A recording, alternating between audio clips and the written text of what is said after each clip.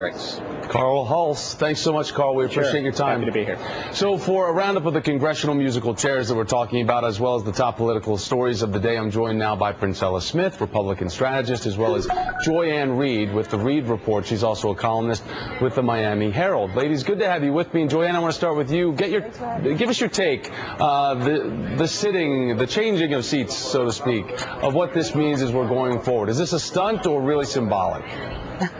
Well, you know what? I think, first of all, I'd like to say I'm proud to have Princella as my pre-State of the Union date here on your show, Thomas. But I think actually it's going to make it interesting because it's going to be a lot harder to stand up and cheer or to boo and hiss, as we've seen at a lot of previous State of the Unions, when you're sitting next to someone from across the aisle. And I think that most people are going to be very aware of the camera, very aware that they're going to be watched for their demeanor. You're going to see a lot of sort of positive displays coming from the floor. I think that actually might make for a much tamer State of the Union. And then I think that the president's speech is going to really tend toward unity and tend toward unifying themes and not so much point scoring on what he accomplished and what he and the Democrats accomplished in the first 2 years. All right, Princella, what do you think? And remember, Joy-Ann is your television date right now. Do you agree? Well, I got to tell you, I hate to be Debbie Downer. I really don't care if, like, Rand Paul is sitting in Barbara Boxer's lap. Like, I don't care. I mean, I think it's a nice gesture. I do think it's great that the Tucson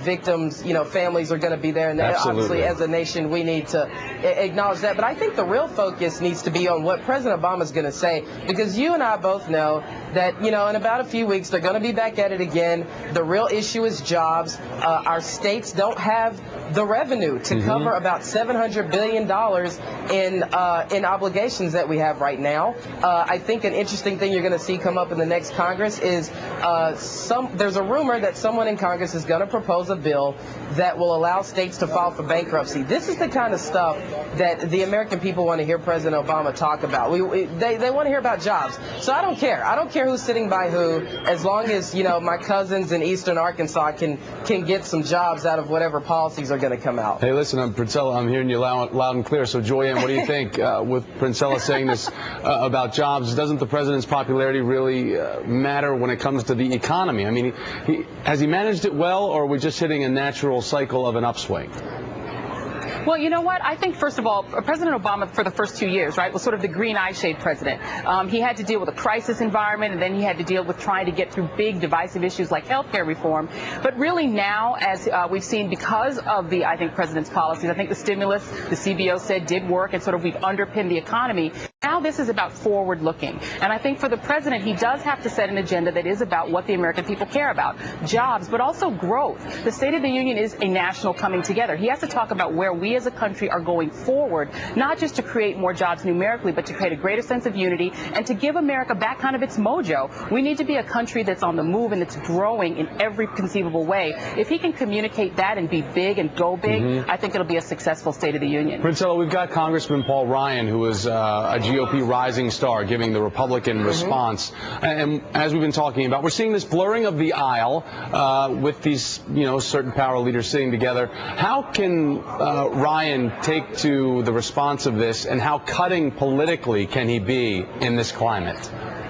Well, here's the deal. I mean, I don't think Congressman Ryan's goal is to be cutting. You know what I mean? I think that his focus is going to be, this is all great, cosmetically, that's nice. You don't think it's to be cutting? I mean, isn't the response to undercut the State of the Union of what the president's saying? That's not the point. Paul Ryan is going to speak to what the American people put his colleagues in office for. In November 2010, Paul Ryan was joined by, a lot of people were elected to join Paul Ryan as members of his party. That people spoke very loud and clear, not necessarily that they want Republicans, but that they wanted change. And so he's joined by a lot of new people, and he's going to get in there and make the case that, hey, my new colleagues, we're coming in, we have an agenda for jobs, and that's the focus, jobs and reducing this deficit. And the rest of this stuff, like I said, it's fluff. We're going to forget about it in a couple of weeks, who sat by who at the State of the Union. I'll bet we'll still be talking That's what about he's it. going to focus Thomas, on. He's talking cuts, not growth. He's going to be talking cuts, and that's going to be an incredible contrast when the president's going to be talking about investment, and what Paul Ryan's going to do is say, this is what we're going to cut. We're here to cut spending, cut spending. Investment, but the polls you show mean people spending. don't want cut spending. No. People want growth, and people want jobs to move forward, positive agenda. And we're not going to have Republicans growth. are going to be offering is cuts. It's not going to really We're mesh, not going to I don't have think, with what growth. the American We're people not are going to looking have for. growth unless we cut. We're not going to have growth unless Economics we cut. 101, And that's just, cutting doesn't produce growth. Econ 101. Ladies, we are going to have to see. Econ 101 spending doesn't produce But you're growth. still a great okay. date. God, look, this TV date You went are south too. really fast, ladies. What happened? We started off so well.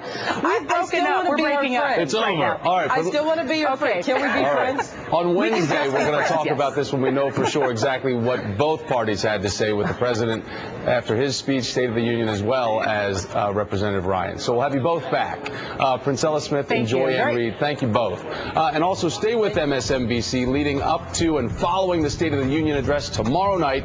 Special coverage starting right here at 7.